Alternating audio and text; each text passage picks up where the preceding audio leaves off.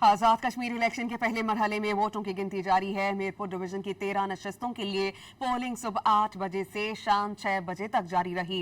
Turn out ज्यादा होने के बायस वक्त 1 घंटे के लिए बढ़ा दिया गया। साथ ही साथ इंतखाबी अमल के लिए डिवीजन भर में 2454 पोलिंग स्टेशंस कायम किए गए हैं। आजाद कश्मीर के इलाके नक्याल में पोलिंग के दौरान नून लीग और पाकिस्तान पीपल्स पार्टी के कारकुनान में तसादुम हो गया और फायरिंग से पीपल्स पार्टी का कारकुन जाँ बहक, 3 अफराद जख्मी हुए। गुलपुर के मकाम पर नून लीग और पीपल्स पार्टी के कारकुनान में हाथापाई हुई। पुलिस की भारी नफरी ने मौके पर पहुंचकर सूरत हाल पर काबू पाया।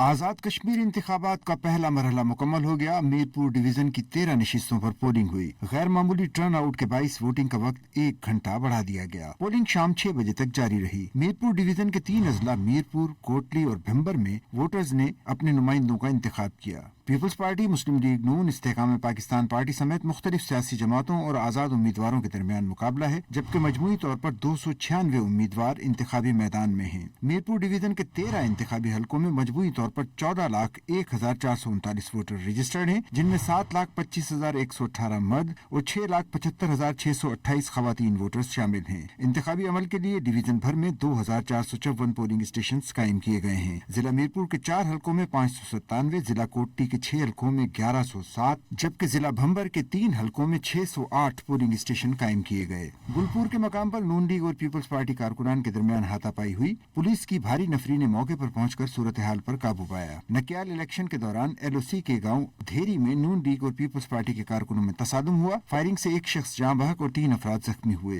पीपल्स पार्टी ने दावा किया है कि जाँ बहक शहरी मुख्तार यूनुस पीपल्स पार्टी का कारकुन था।